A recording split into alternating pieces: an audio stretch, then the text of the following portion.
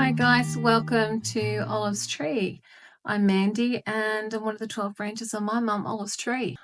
Trying to get together some little easy, fast, stocking filler presents, or, sometimes you have a person you want to give a gift to and you don't particularly, you don't want to spend a lot of money, but you feel you need to give them something, or you want to give them something. You don't ever need to give anybody anything.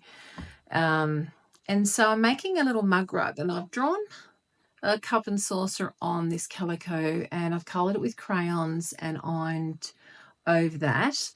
I just put a piece of paper towel between the fabric and the iron, and then I've gone around it in a fine-tipped laundry Sharpie marker. And I was going to put some fabric, a different coloured fabric on the back, but I think I'd rather put calico on there and write a nice message. What do you think? Should work, shouldn't it? I do know I'm going to have a raw edge, and I'll, go around that with a pinking, zigzag rotary cutter once it's finished.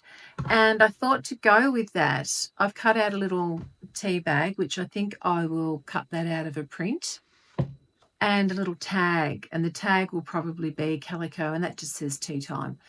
I'll sew around that, and I'll put some floss or fine ribbon or something to make a tea bag bookmark.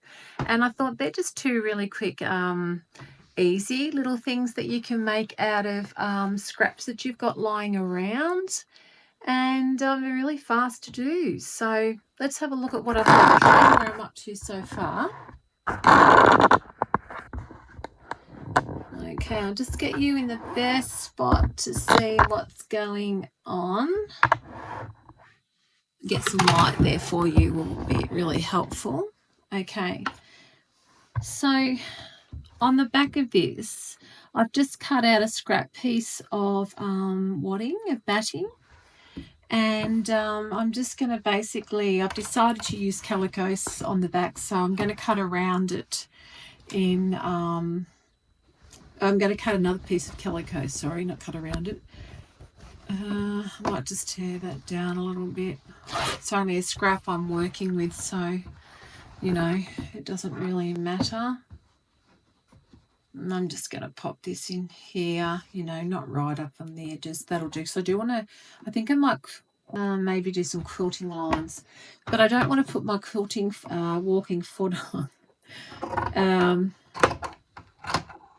I will try and just do this short piece without the walking foot. I think I should be able to get away with it.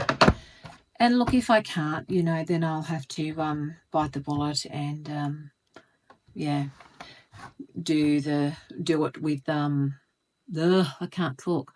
I'll have to bite the bullet and put the walking foot on. All right, plan B. Plan B says I'm just going to sew from one corner to the next, turn around and go back that way, then I'll go that way, and then probably cross hatch. So plan B.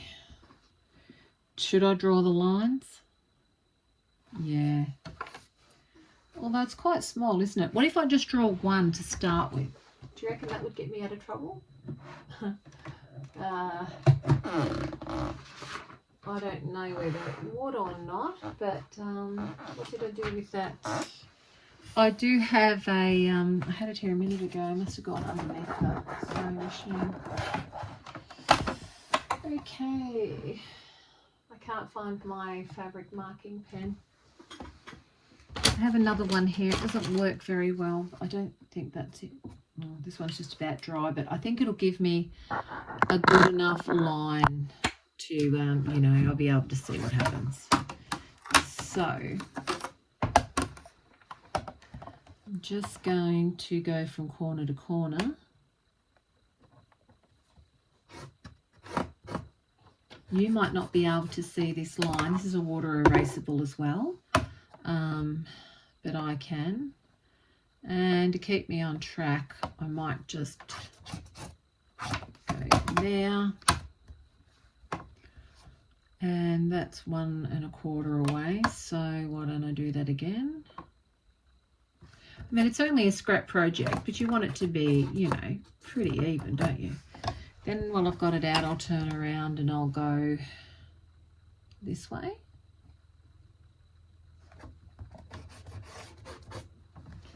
And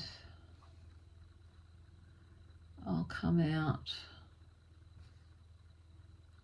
I need to come out 1 1/4, don't I? Is that what I said before? Okay, so I'll just make a little mark, and I'm as blind as a bat. I need new glasses, everybody. But I guess you've probably, they're not the only thing that's going on. But yeah, you know, it's that time of year, isn't it? Everything seems a bit more difficult. I'm just going to unplug that iron for a moment. I don't need that heating for no reason. All right, quick sip of my cup of tea and we'll get on with it. All right. Now that I've done that, I think I can probably start here. And now that I've noticed that, I will need a line. I just don't trust myself. Not today. Feeling very tired today. We had the children over, well, our local children over for dinner last night for the first time in a few months, actually, which is really slack. But yeah, it was lovely. But it always makes me realise how far I am away from the 2 boys and their beautiful families. And, you know, so it's a bit bittersweet, isn't it? But, you know, enjoy what you have in the moment, and you get to enjoy the others at a different time. I can't see that line to save myself. Oh, there it is. What?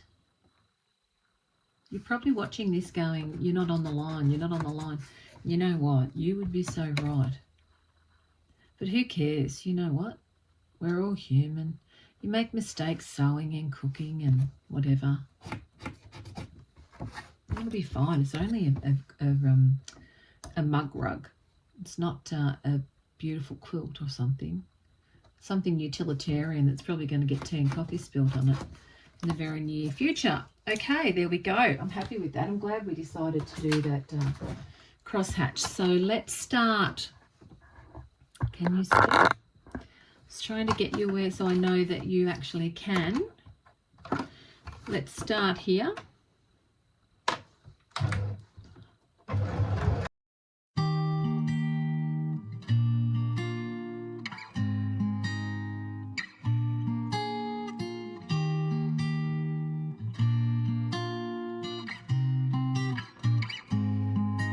Now because I'm a girl, you need to help me when I'm sad.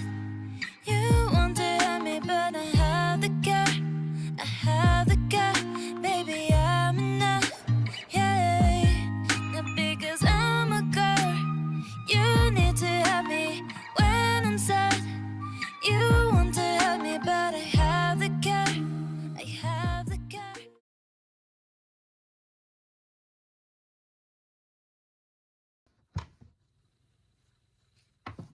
Okay. I think we did it.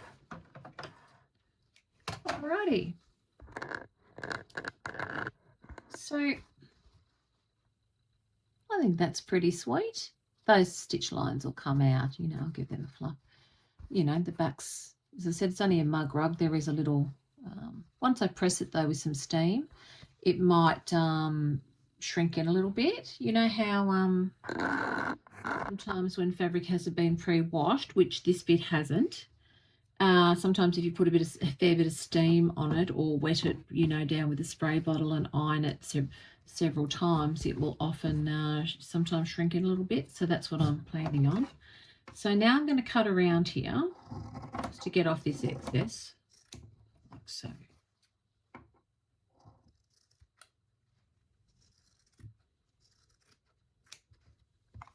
And remember, I did say I'm going to trim this with the pinking shears, hopefully. The blade's not that sharp. If anyone knows how to sharpen a pinking blade off from a rotary cutter, please let me know, because I can't buy another blade where I live, and it's quite frustrating. So, all right. let's put that aside for a little second and pick up our little bits we've got going on here. All right, so what I might do is I might just so let's go down a fraction, and no, that's too far. If I have to make another one of these, I have to make another one. It's not a big deal. All right, but this is just, you know, what I'm thinking. So if I stitch, oh dear, better set my machine back to its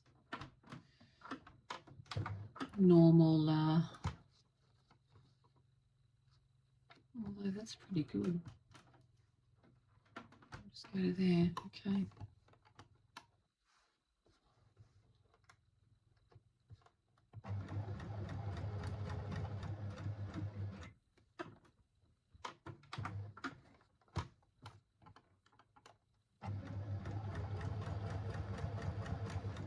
Oops, forgot to turn.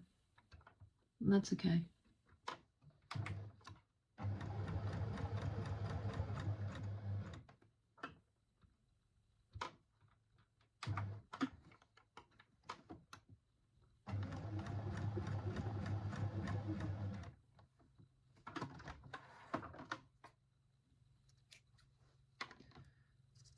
Just trim that down a bit too. I'm just not sure how I'm going to finish this yet. All right, now, where is my little... I just had it in my hands. I've got this little Sharpie, and I think I just want to, you know, go over the letters on here a little, emphasize the T slightly.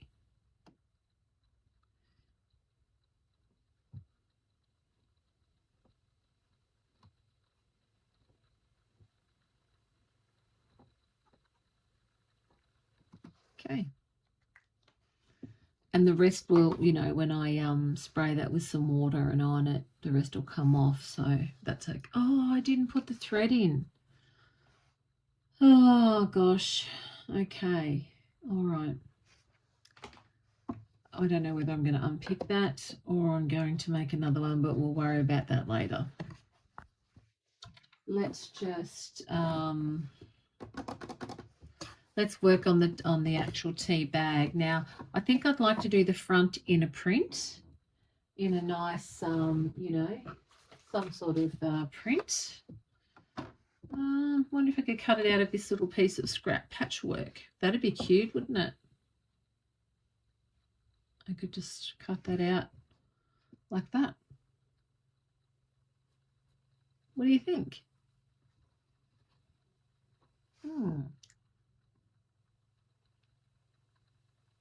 I think I could. I think that I have two options. I can sew around this and turn it in the right way, or I can sew around this and leave it with a raw edge. I quite like the raw edge. I think it's, you know, I just like the look of that. I know that, you know, I say I can't be bothered doing things. It's not because I'm feeling lazy today. I'm just thinking I really do like that. And so having said that, I am going to start. I need that piece of something for the string, don't I? Hold on, I'll just find something for the string. Sorry guys, I just realized that I wasn't filming. So what I've done is I've attached, I don't know how far back I'll have to see. So I've you know, just popped on a backing on this little tea bag, put some embroidery thread in there, put the end in a small piece and sewn around it, and I've roughly cut around it at the moment. And I'm just going to write on there tea time, I think. I think I'll just write tea, to be honest. Let's just go with that.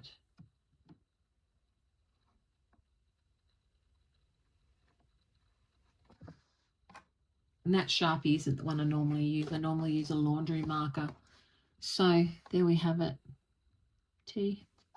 So I need to, and I will use the other one to write on the back of this, and I'll trim it all up, and I'll come back and we'll have a little look at it and see what you think. But yeah, so looks quite sweet with the crisscross. And you know, I could go in there and do that again, but I think that that's, you know, okay like that, don't you? And I think with a little bookmark, that was such a quick and easy little thing to do, to run up. And basically it scraps other than the floss. The floss was not real, it's all real. The floss was, you know, I took that straight off the little skein. But yeah, what do you think? Pretty sweet? I think so. Okay, I will go cut this right on the back and I'll come back.